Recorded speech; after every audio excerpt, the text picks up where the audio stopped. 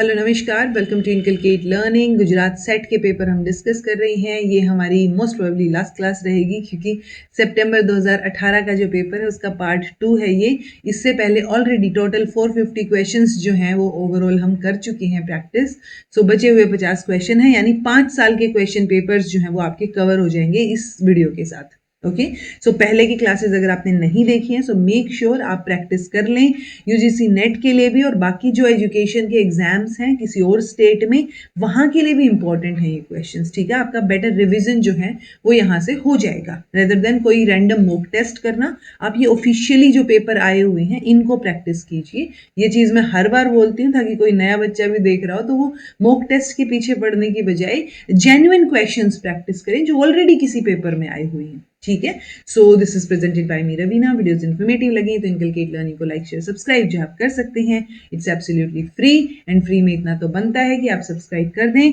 तो अब हम क्वेश्चंस पे आ जाते हैं।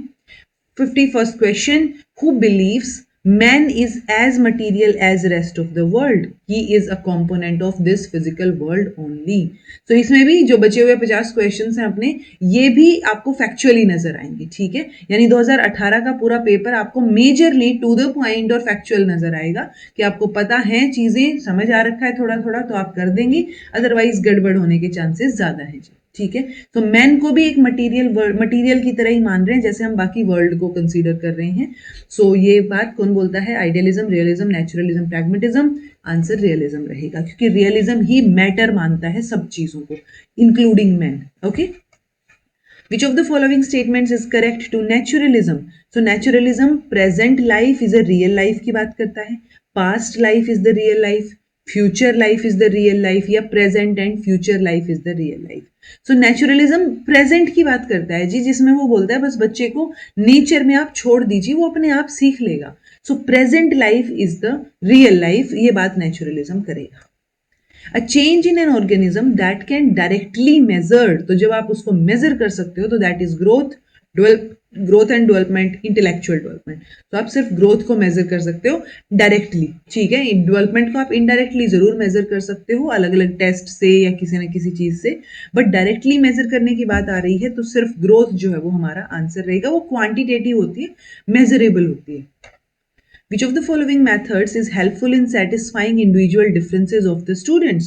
So कौन से मेथड में इंडिविजुअल डिफरेंस सेटिस्फाई हो रहे हैं? Lecture method, team teaching method, project method या डेमोन्स्ट्रेशन? तो देखो डेमोन्स्ट्रेशन भी आप सबको दे रहे हो, टीम टीचिंग में टीचर के लेवल पे तो इंडिविजुअल डिफरेंस सेटिस्फाई हो सकता है कि हाँ 2 या 2 से ज्यादा टीचर्स पढ़ा रही हैं। ठीक है, या फिर लेक्चर मेथड ट्रेडिशनल मेथड हो गया, वहां पे तो आप सबके लिए कॉमन ही लेक्चर दे रहे हो। सो प्रोजेक्ट मेथड जो है वो हमारा आंसर हो जाएगा क्योंकि प्रोजेक्ट मेथड में हर एक बच्चा अपनी क्रिएटिविटी शो कर सकता है, अपने हिसाब से काम कर सकता है, अपनी पेस पे काम कर सकता है। सो इंडिविजुअल डिफरेंसेस वहां पर कंसीडर हो जाते हैं।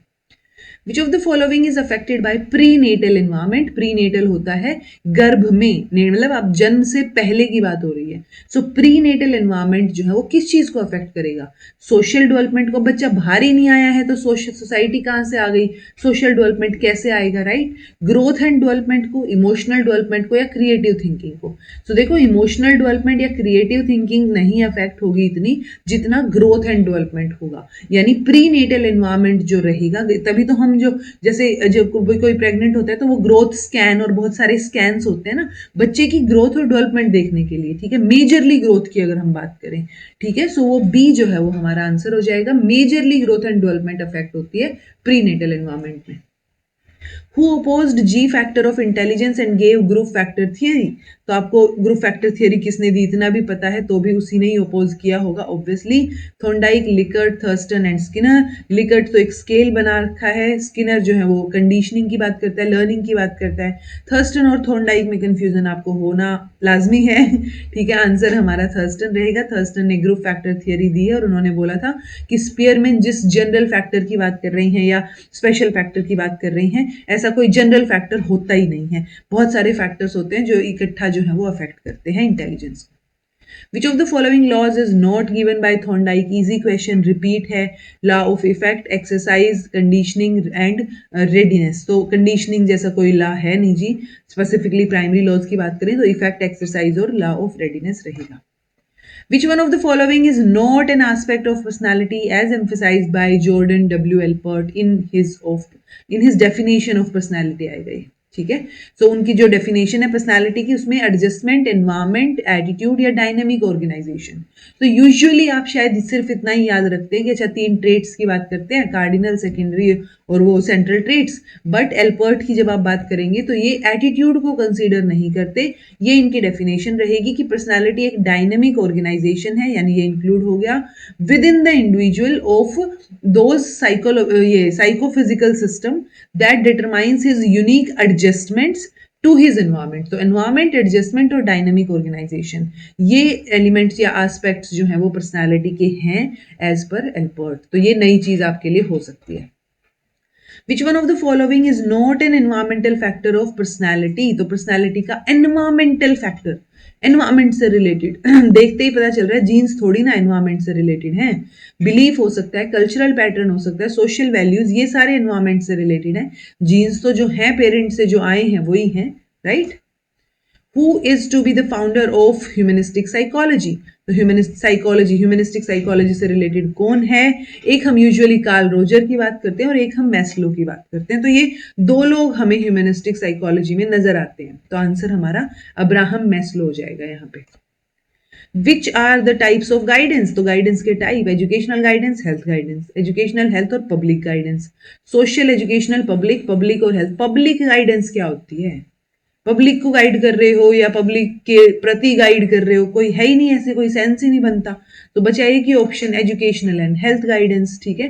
तो ये पब्लिक गाइडेंस जो है वो गड़बड़ है जी, गलत है। विच of the following can not B judged by observation? तो आप ऑब्जर्व करके किस चीज को जज नहीं कर सकते?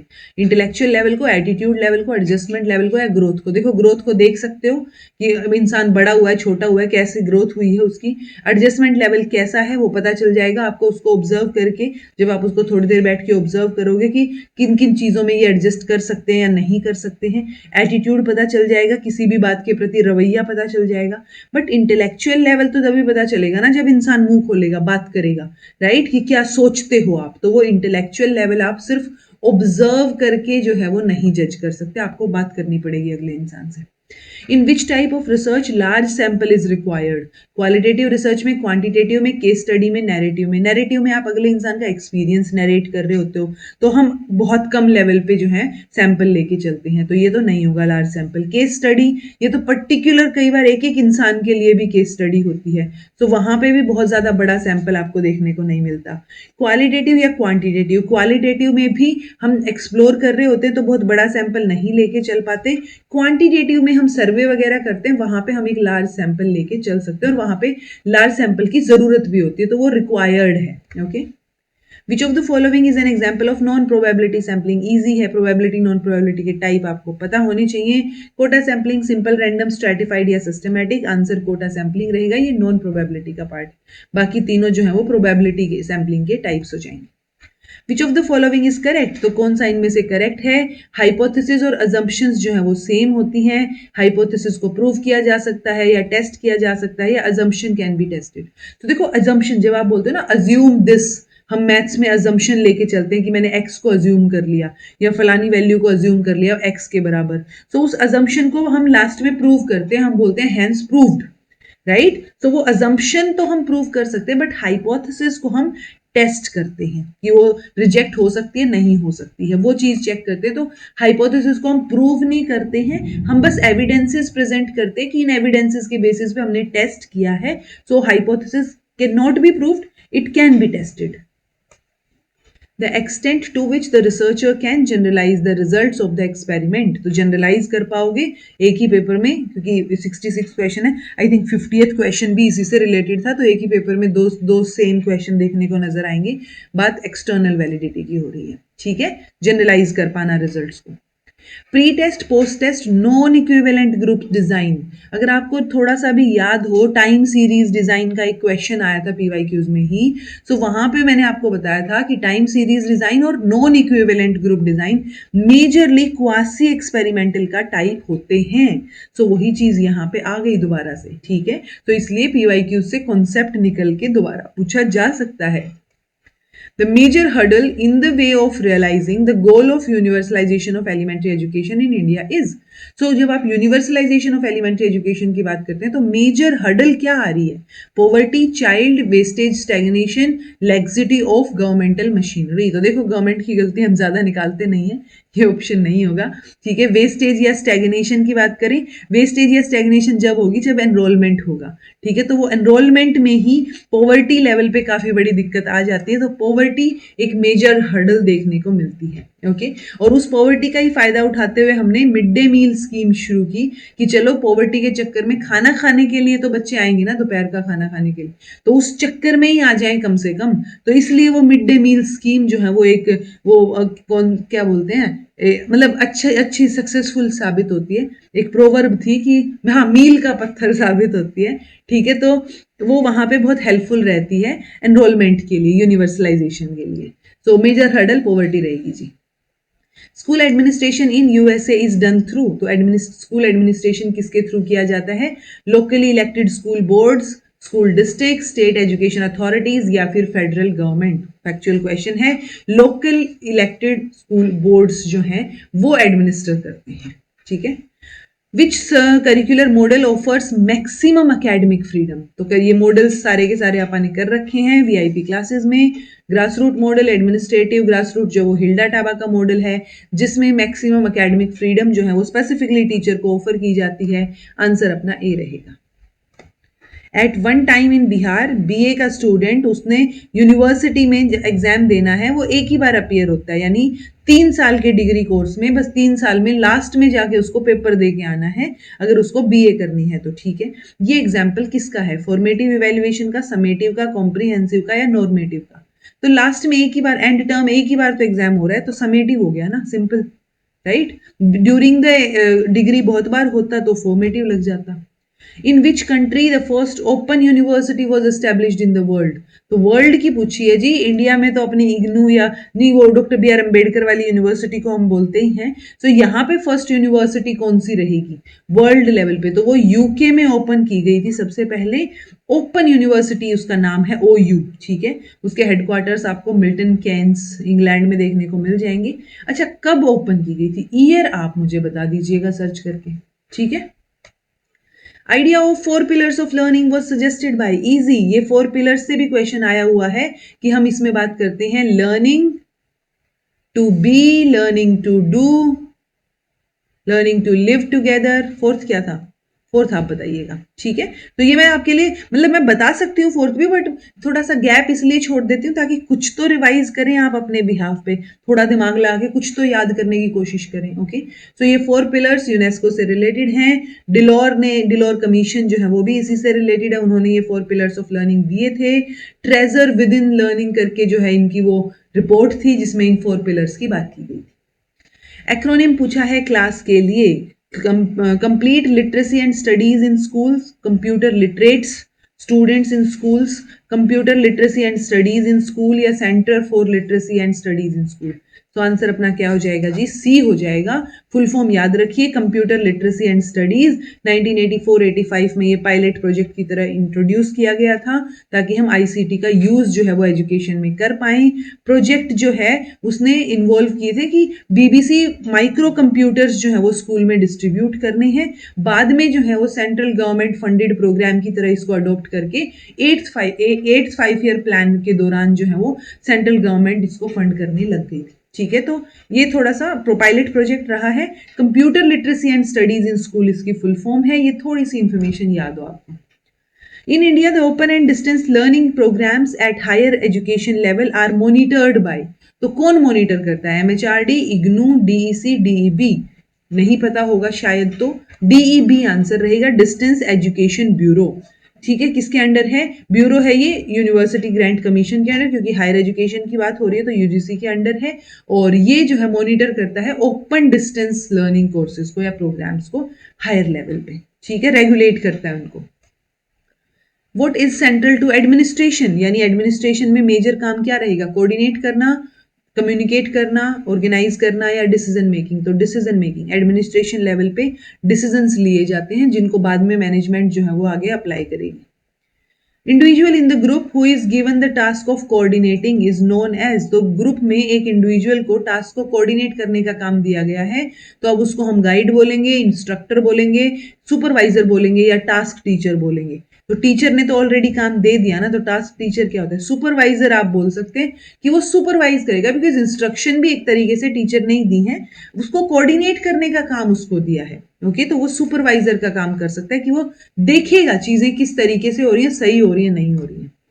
Institutional planning is prepared on the basis of, तो इंस्टीट्यूशनल प्लानिंग किस बेसिस पे प्रिपेयर की जाएगी? इंस्टीट्यूशन की नीड्स के बेसिस पे, गवर्नमेंट की डायरेक्शंस के बेसिस पे, रिसोर्सेज ऑफ इंस्टीट्यूशन या नीड्स एंड रिसोर्सेज। तो अपना ए और सी ऑप्शन ऑलरेडी डी में आ गए हैं कि इंस्टीट्यूशन की नीड और उसके पास जितने रिसोर्सेज हैं उस बेसिस पे हम इंस्टीट्यूशनल प्लानिंग करेंगे। Dash theory of leadership emphasizes cooperation, ethics, higher human values. तो देखो, ट्रेट और ग्रेट मैन थियरी ये तो सेम ही चीज है, तो दोनों तो नहीं आ सकते, दो ऑप्शन। ट्रांजैक्शनल और ट्रांसफॉर्मेशनल, ट्रांजैक्शनल में हम इट्स लाइक लेन देन की बात करते हैं कि आप किसके बदले आपको क्या फायदा हो रहा है, आप कोई काम कर रहे हो तो सामने वाले को क्या मिल रहा है, ऐसा। ट्रांसफॉर्मेशनल लीडरशिप की जब आप बात करते हैं वहां पे आप ह्यूमन वैल्यूज, एथिक्स और थोड़ी अच्छी अच्छी बातें करते हैं, जहां पे आप पैशन, ट्रांसफॉर्मेशन की बात करते हैं। Okay, reduction in the cost, better quality, division of labor and avoidance of disputes are the benefits of, तो scientific management, autocratic, democratic या फिर cooperative। आप जल्दबाजी में democratic पे जा सकते हैं, बट आंसर अपना scientific management रहेगा जी। जब आप बेटर तरीके से, सिस्टमेटिक तरीके से काम करेंगे तो कोस्ट में रिडक्शन, क्वालिटी भी बेटर मिलेगी, लेबर का भी डिविजन हो जाएगा और डिस्प्यूट्स भी नहीं होंगे। तो ये साइंटिफिक मैनेजमेंट के क्या है? बेनिफिट्स हैं। Dash test is designed to measure student performance against a fixed set of learning standards। तो कौन से टेस्ट में आप fixed set of learning standards के अगेंस्ट जो है स्टूडेंट की परफॉर्मेंस को मेजर करते हो? तो नॉर्म रेफरेंस में तो हम कोई क्राइटेरिया लेके ही नहीं चलते, एक क्राइटेरिया रेफरेंस रहेगा जिसमें आपने एक फिक्स क्राइटेरिया कर दिया कि अगर सीटेट है तो 90 नंबर आने जरूरी हैं, तो वो एक क्राइटेरिया, फिक्स लर्निंग स्टैंडर्ड्स आपने सेट कर दिए, वो क्या रहेगा आपका? ये क्राइटेरिया रेफरेंस टेस्ट रहेगा। इसमें हम मास्टरी लर्निंग की भी बात करते हैं, इसमें हम इंसान को खुद से ही कंपेयर करते हैं, अगर आपको कंपेयर करना भी है तो, कि आपने पहले कैसा परफॉर्म किया था, अब कैसा परफॉर्म किया है। जब आप दूसरे से कंपेयर करते हो, रैंकिंग करते हो, तब नॉर्म रेफरेंस आ जाता है। ओके, सब्जेक्टिव ऑब्जेक्टिव आपको पता ही है। Statement of opinion is central idea of, तो रिव्यू का सेंट्रल आइडिया है, फीडबैक का, इन्वेंटरी का, टेस्ट का। स्टेटमेंट ऑफ ओपिनियन यानी आप अपना ओपिनियन दे रहे हो, तो ये क्या रहेगा जी? फीडबैक के अराउंड रिवॉल्व करेगा कि आप फीडबैक दे रहे हो किसी पर्टिकुलर चीज के लिए। ठीक है, रिव्यू करना अलग चीज होगी, फीडबैक देना अलग चीज होगी। तो यहां कोई टेस्टिंग या इन्वेंटरी नहीं होगा।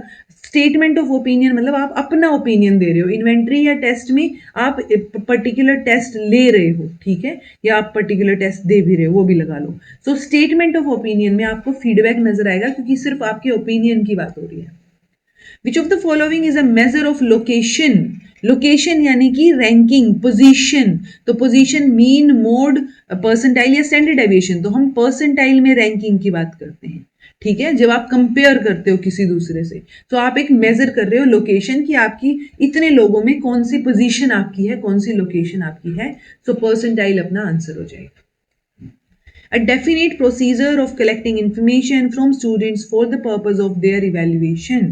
तो एक डेफिनेट प्रोसीजर जब आप फॉलो कर रहे हो इंफॉर्मेशन कलेक्ट करने के लिए ताकि आप उनको इवेल्युएट कर पाओ, सो वो क्या है? वो टेक्निक है इवेल्युएशन की। अब वो टेक्निक कौन सी भी हो सकती है और उस टेक्निक में हम अलग अलग टूल्स, स्केल्स यूज कर सकते हैं और उसमें पर्टिकुलर नॉर्म्स जो है वो भी सेट कर सकते हैं। Okay, What is also known as interscorer reliability. Interscorer यानी दो अलग अलग लोग या ज्यादा लोग जो हैं वो स्कोरिंग कर रहे हैं, ज्यादा रिसर्चर्स हैं यहाँ पे।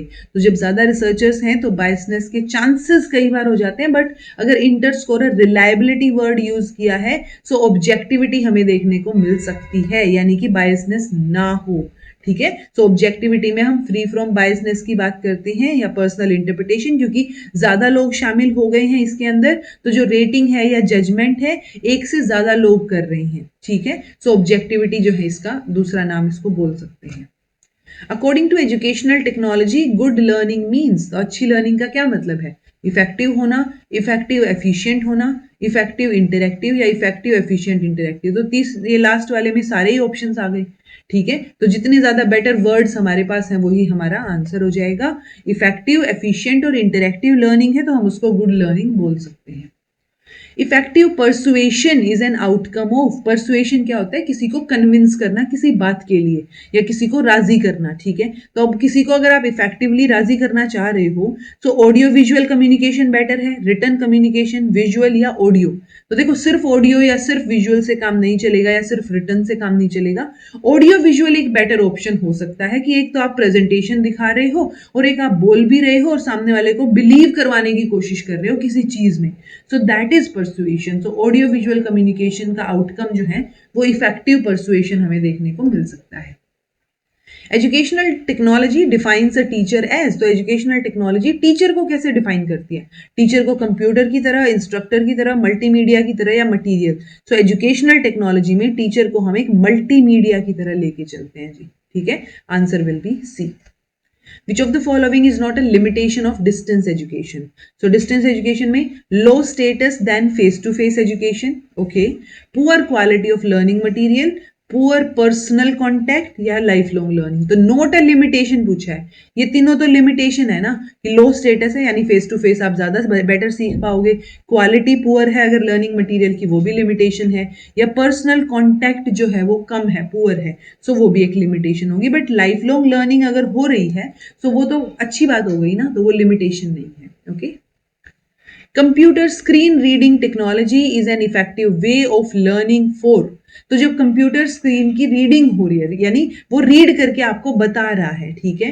सो यानी आप सुन पा रहे हो एटलीस्ट, तो हियरिंग इंपेयरमेंट तो नहीं होगा, समझ भी पा रहे हो, मेंटली रिटार्डेड भी नहीं होगा। स्लो लर्नर के लिए भी हेल्पफुल हो सकती है बट मेजरली हेल्पफुल रहेगी विजुअली इंपेयर्ड के लिए, बिकॉज विजुअली इंपेयर्ड को दिख नहीं रहा है, कम दिख रहा है। तो अगर स्क्रीन रीडिंग टेक्नोलॉजी होगी तो वो एटलीस्ट सुन पाएगा बेटर तरीके से बच्चा। सो बी जो है उसके लिए इफेक्टिव रहेगी। A child who reads top as pot, तो टी और पी को उल्टा पुल्टा कर दिया, जैसे वो था ना तारे जमी में ईशान अवस्थी, तो वो उसको एक का कुछ और पी का क्यू दिखाई देता था और लेटर्स जो है वो डांस करते हुए नजर आते थे। So that is reading disorder, यानी वो पढ़ नहीं पा रहा है ठीक से, वो टॉप को पोट पढ़ रहा है, दैट मीन्स डिसलेक्सिया है, रीडिंग डिसऑर्डर हो जाएगा। डिसकैल्कुलिया में मैथ से रिलेटेड, कैलकुलेशन से रिलेटेड, डिसग्राफिया में राइटिंग डिसऑर्डर, डिस्प्रैक्सिया में मोटर स्किल्स या फाइन मोटर स्किल्स जो है उससे रिलेटेड रहेगी। How many disability areas are covered under Rights of Persons with Disability Act 2016? कितने एरियाज? तो 1995 का जो एक्ट था अपना PWD एक्ट, वहां पे 7 एरियाज इंक्लूडेड थे, यानी 7 डिसेबिलिटीज थी। बाद में हमने चेंज करके 21 कर दी है, ट्रिपल 7 या 21, ठीक है। All teacher education institutions offering special education programs are regulated by, तो special education programs जो ऑफर करते हैं उनको RCI रेगुलेट करता है, रिहेबिलिटेशन काउंसिल ऑफ इंडिया। 1986 में सोसाइटी की तरह रजिस्टर हुई, 1992 का एक्ट RCI एक्ट 1992 के थ्रू जो है वो किस में आती है, स्टैट्यूटरी बॉडी के स्टेटस उसको मिल जाता है, तो आंसर RCI। ये एक रिहेबिलिटेशन रजिस्टर भी मेंटेन करते हैं, वो भी आपको पता हो। Which of the following factors will not lead to educational backwardness, तो कौन से फैक्टर से एजुकेशनल बैकवर्डनेस नहीं होगी। Educational environment of the school, environment कैसा है, अगर अच्छा नहीं है तो उससे बैकवर्डनेस हो सकती है। इमोशनल क्लाइमेट कैसा है फैमिली का, अगर वो भी अच्छा नहीं है तो भी बैकवर्डनेस हो सकती है। फैमिली का ऑक्यूपेशन क्या है, अब ऑक्यूपेशन कुछ भी हो, काम तो कर रहे हैं ना, right. Socio economic status of the family, हाँ इकोनॉमिक स्टेटस की वजह से जो है वो बैकवर्डनेस हो सकती है। सो ऑक्यूपेशन ऑफ द फैमिली की वजह से बैकवर्डनेस होने के चांसेस बहुत कम है जी, जो ऑप्शंस हमें दे रखे हैं उस हिसाब से। Which of the following cannot taught to imbeciles, तो इम्बिसाइल्स यूजुअली जिनका IQ 25 से 49 के बीच होता है उनको इम्बिसाइल बोलते हैं, 25 से भी कम है तो उनको इडियट बोल देंगे हम, ठीक है। 49 से 69 के अराउंड है तो उसको मोरोन बोल दिया जाता है, ठीक है। सो ये आपको IQ के बेसिस पे जो कैटेगराइजेशन है वो पता होनी चाहिए, यानी हम इम्बिसाइल को क्या चीज नहीं पढ़ा सकते, social skills, self help skills, writing skills या ऑक्यूपेशनल स्किल्स। तो देखो चाहे कितना भी डम्ब हो इंसान दिमाग से, कोई ना कोई ऑक्यूपेशनल स्किल आप उसको सिखा सकते हो। इट्स लाइक टोकरी बनाना या कुछ ना कुछ, ठीक है। सेल्फ हेल्प स्किल्स सिखा सकते हो कि वो खुद की हेल्प कैसे करें या खुद का काम कैसे करें, या फिर सोशल स्किल्स भी सिखा सकते हो, एटलीस्ट नमस्ते वगैरह करना या एटिकेट्स मैनर्स कुछ तो सिखा सकते हो। बट राइटिंग स्किल्स, ये जब तक उनका माइंड ही डेवलप नहीं हुआ है, उनका आईक्यू ही नहीं है उस लेवल का, तो आप राइटिंग स्किल्स नहीं सिखा पाओगे जी। ओके, तो आंसर सी हो जाए। The 2-year duration of B.Ed and M.Ed programs in Indian teacher education institutions was introduced due to NCT regulations। कौन से ईयर में? 2005, 9, 14 और 15। तो 2014 की रेगुलेशंस जो हैं उसके बेसिस पे हमने एक की बजाय 2 साल की बीएड और 2 साल की एमएड जो है वो कर दी थी। तो वही चीज यहाँ पूछी गई है, 2014 में इसको किया गया था। अच्छा, पहला सेशन कब लगा? यानी कि आप मुझे ये बताइए 2014 के बाद क्या 2014-15 में ही अपना सेशन शुरू हो गया नया 2 साल की बीएड एमएड वाला, या 15-16 में हुआ था? ठीक है, तो ये चीज बताइएगा मुझे। नेक्स्ट है, in service training to secondary and higher secondary school teachers and teacher educators is provided by. In service training देखते ही, सेकेंडरी या स्कूल देखते ही आप जाएंगे सीधा एससीईआरटी के ऊपर, लेकिन यहाँ टीचर एजुकेटर्स भी शामिल है। ओके, तो सीटीई आंसर रहेगा, ना कि एससीईआरटी, यानी सेंटर फॉर टीचर एजुकेशन, क्योंकि टीचर एजुकेटर्स भी इंक्लूडेड हैं। तो इन सर्विस ट्रेनिंग जो है वो बेटर ऑप्शन सीटीई रहेगा, ना कि SCERT. Administration and management of diets in most state in India is under control of. तो डाइट डिस्ट्रिक्ट लेवल पे हैं, उनको कंट्रोल करने के लिए स्टेट लेवल पे हमने एससीईआरटी बिठा रखी है, जो कि काउंटर पार्ट रहेगी एनसीईआरटी का। एससीईआरटी, एनसीईआरटी, डाइट्स ये स्कूल लेवल पे ही काम करती है मेजरली। एनसीटीई टीचर एजुकेशन के लिए, एमएचआरडी को अब हम मिनिस्ट्री ऑफ एजुकेशन बोलते हैं, MoE. Quality Assurance Agency engaged by NCTE in the year 2017-18 for teacher education in India is। तो कौन है क्वालिटी एश्योरेंस एजेंसी? नेक है, एनबीए है, क्यूसीआई है, या आईएसओ है? तो क्वालिटी काउंसिल ऑफ इंडिया है जी, क्वालिटी को अश्योर करने के लिए। ओके, आईएसओ की, एनबीए की और नेक की फुल फॉर्म आप मुझे कमेंट करके बताइएगा या अपने आप रिवाइज कर लीजिएगा। Specified teaching skill is acquired through. तो स्पेसिफिक कोई टीचिंग स्किल आप कैसे एक्वायर करते हो? टीचर ट्रेनिंग होती है ना, बीएड के दौरान इंटर्नशिप होती है, तो वहां पे क्लासरूम टीचिंग भी होती है, micro teaching, repeated teaching, strategic teaching. तो स्किल एक्वायर करने के लिए हम माइक्रो टीचिंग पे फोकस करते हैं। इंडिया के कॉन्टेक्स्ट में एनसीईआरटी ने 36 मिनट की एक साइकिल प्रोवाइड कर रखी है, जिसमें आप जो है प्लान से लेके पूरा वो टीचिंग और फीडबैक आपको मिलेगा और रीप्लान तक, तो वो साइकिल चलती रहेगी। ठीक है, सो वो साइकिल की 36 मिनट की होती है एनसीईआरटी के अकॉर्डिंग, वो बात आप याद रख सकते हैं। ये आपके 2018 के क्वेश्चंस जो हैं वो यहाँ पर समाप्त होते हैं। इनफैक्ट 2023 से लेके 2018 तक के क्वेश्चंस यहाँ पे हो गए हैं। सारे के सारे क्वेश्चंस आपने नहीं देखे हैं तो प्रैक्टिस कर लीजिएगा। And this was all about today. मैं उम्मीद कर रही हूँ कुछ ना कुछ हेल्प हुई होगी, बिकॉज 500 क्वेश्चंस कम नहीं होते हैं प्रैक्टिस के लिए जब आप प्रैक्टिस करने बैठते हैं। This was all about today. Thank you so much for watching. Be happy, keep smiling, subscribe to Inculcate Learning because it is absolutely free, and be consistent in your efforts. Take care.